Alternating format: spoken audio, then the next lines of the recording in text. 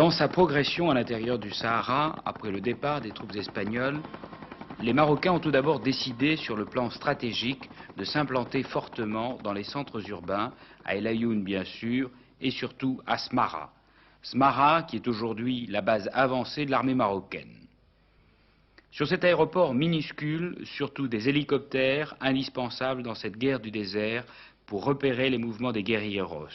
Il faut surveiller de vastes étendues désertiques. Un aéroport fortement protégé, la piste est entourée de barbelés, de champs de mines et également de chars. Indice prouvant tout de même que la région n'est pas totalement sûre et que l'on craint des harcèlements de la part du Front Polisario qui se bat pour l'indépendance du Sahara occidental. Dans le village lui-même de Smara, qui est en fait une toute petite agglomération, la coexistence entre la population et l'armée a l'air de bien se passer, quoique l'atmosphère semble parfois tendue. Les militaires sont tous armés et beaucoup de boutiques sur la grande place sont fermées. La population, initialement de 10 000 habitants, n'est plus que de 3 000 personnes. Deuxième phase de cette récupération du Sahara, installée dans les centres urbains, l'armée marocaine a lancé une opération intitulée Assainissement. Il s'agit maintenant de progresser vers la zone frontière de l'Algérie pour réduire les nids de résistance tenus par le Polisario, assisté par l'armée algérienne. Le Maroc n'a pas l'intention de tolérer l'installation de sanctuaires et ils se sont décidés à attaquer le point d'eau d'Amgala où s'était retranché un bataillon de l'armée algérienne avec tous les risques que cela pouvait entraîner d'aggravation du conflit entre les deux pays. Cette position d'Amgala qui vient d'être récupérée par l'armée marocaine a une grande importance sur le plan stratégique.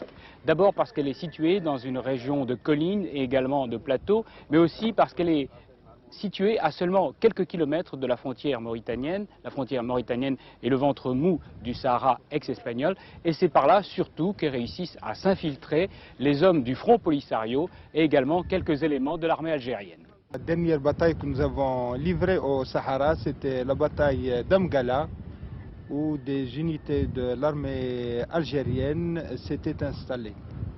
Et nous avons été obligés de monter une opération pour les déloger d'Amgala, qui fait partie du territoire marocain.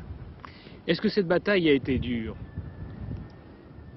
Je ne dirais pas qu'elle a été dure, mais elle était assez chaude comme bataille, puisqu'elle a mis en présence, bien entendu, des effectifs qui n'étaient pas très nombreux. Il y avait du côté algérien près de 450 éléments, avec quelques éléments du Polisario, et du côté marocain, il y avait de groupements tactiques.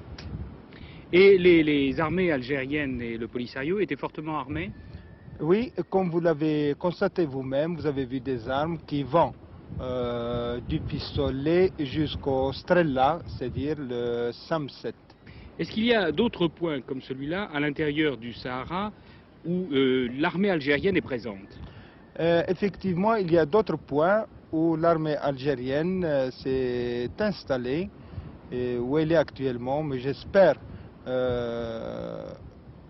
qu'ils comprendront qu'ils doivent rejoindre leur foyer en Algérie et de laisser le Maroc tranquille. Autrement? Autrement, nous serons obligés de les déloger des autres points comme nous les avons délogés d'Amgala. Est-ce que vous ne craignez pas qu'il y ait un conflit direct, encore plus violent, entre les troupes marocaines et algériennes? Nous ne faisons que, comme je vous l'ai dit, nettoyer notre propre territoire. Et si nous trouvons des éléments qui s'introduisent sur notre sol, nous ferons tout pour les détruire. Vous nettoyez avec beaucoup de force? Nous mettons chaque fois, selon le terrain, selon les informations que nous avons sur l'ennemi, nous mettons les forces qu'il faut pour mener à bien notre mission. Toujours triste spectacle que celui de prisonniers, ces hommes algériens ou sahraouis du Front Polisario, on ne le sait pas, car il a été impossible de leur parler, sont emmenés par avion militaire à Rabat. Ils font partie des 120 prisonniers faits à Amgala. L'armée marocaine va dans les prochaines semaines poursuivre son avance. Elle est décidée à ne rien céder. Quelles sont donc les intentions de l'Algérie?